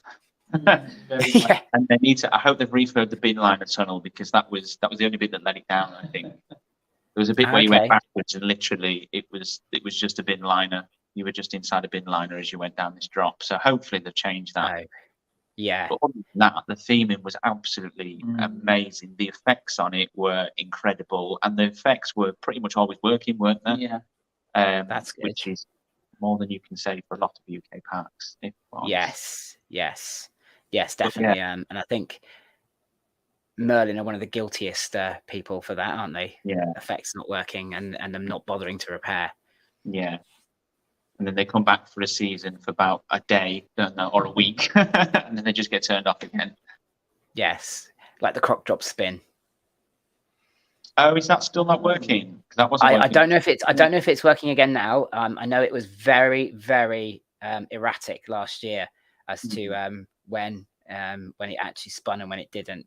And I believe in true Merlin fashion, it's affected by wet weather.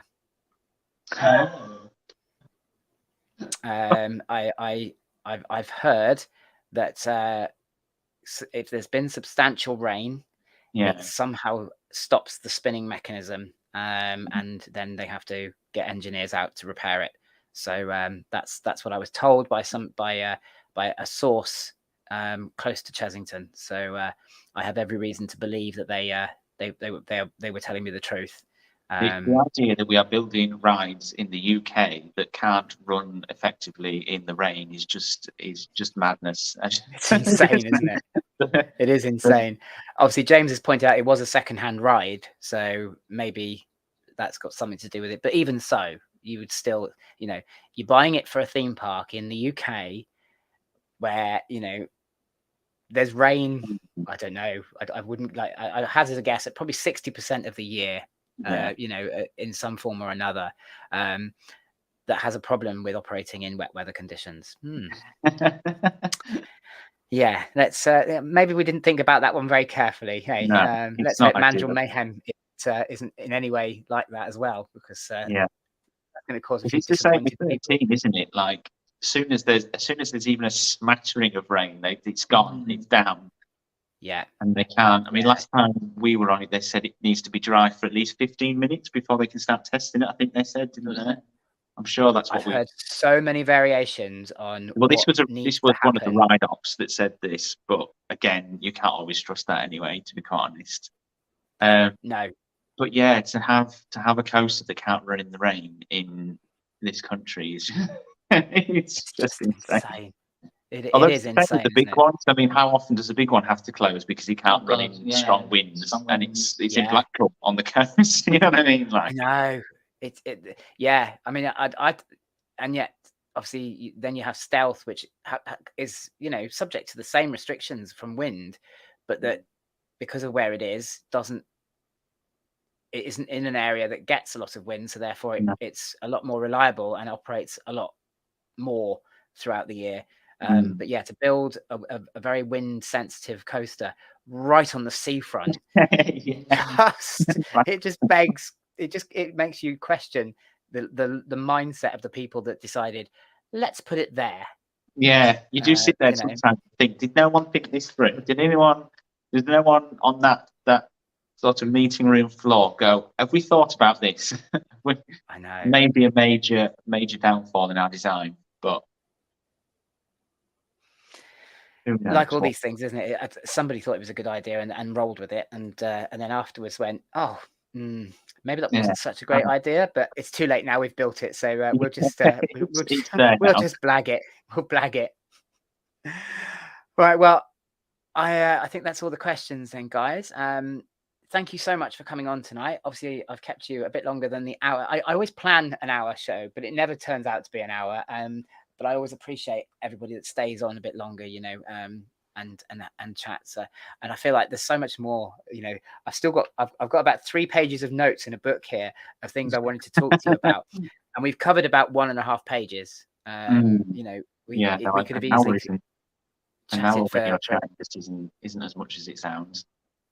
yeah. But you know, it is very much appreciated you giving up your time to come and talk to us, and you know, and as I said, it was a real pleasure to meet you at Alton Towers, and I hope we run into each other again at some point soon. Good luck with all your trips and upcoming events and zoos. I look forward to seeing all of those, and as I said, you know, if you are coming down to Paradise at any time, certainly, you know, if you want some company, don't feel you obliged to, please. I'm not inviting myself on your trip, but if you'd like some company, please give me a shout, because you know, as I say, it'd be lovely to come and meet you again, and you know, and maybe we can do some sort of collaborative effort. If you were interested, you know, that'd be great. Down there soon, Yes, won't we? hopefully sooner than later. Yeah. We've waited long enough for these sun bears. We have waited so long. We really want to get down there. There's got to be some clever vlog title in that, hasn't there?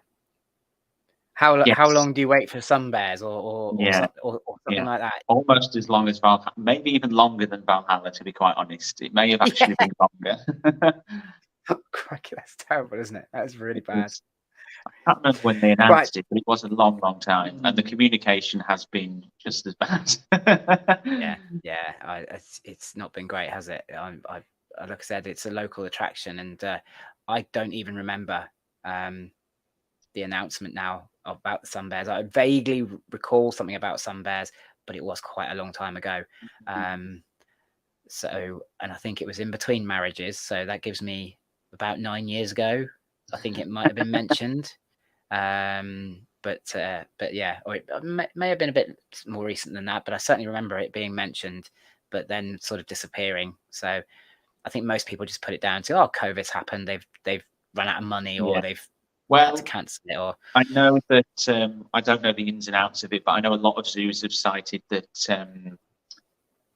that Brexit has caused a lot of issues with getting animals out from other countries. Yes. I don't understand what's involved in importing and exporting animals, but I've heard a lot of zoos say that is a big problem for them. So I think that was a lot to do with it. Yeah, it could well be. Yeah, absolutely. I mean, you know, obviously we can't blame COVID anymore, so maybe it's now let's blame Brexit again. Yeah, who knows? Who knows? But no, as I say, thank you very much, guys. It's been absolutely lovely talking to you. As I say, I shall let you go now and enjoy what's left of your evening. And as I say, it's very much appreciated. If anybody watching isn't subscribed already to Adam and Craig Do Stuff, then please go over to their channel and get subscribing now. Similarly, their Instagram.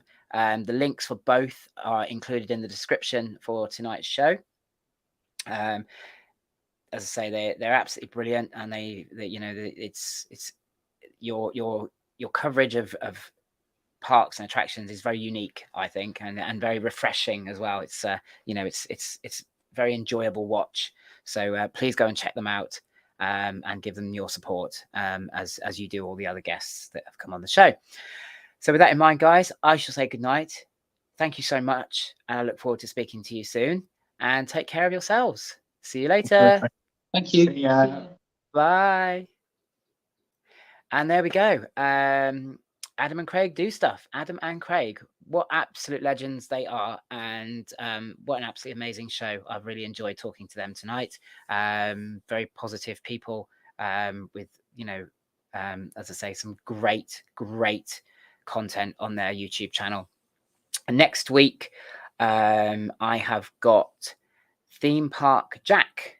He's going to come in and talk to us about his photography, and about the content that he creates, his very unique drone footage that he takes of the parks, as well as lots of other stuff that will, I'm sure, no doubt crop up during the show. So join us next week, 8 p.m. on Monday, for another nervous chat with Theme Park Jack.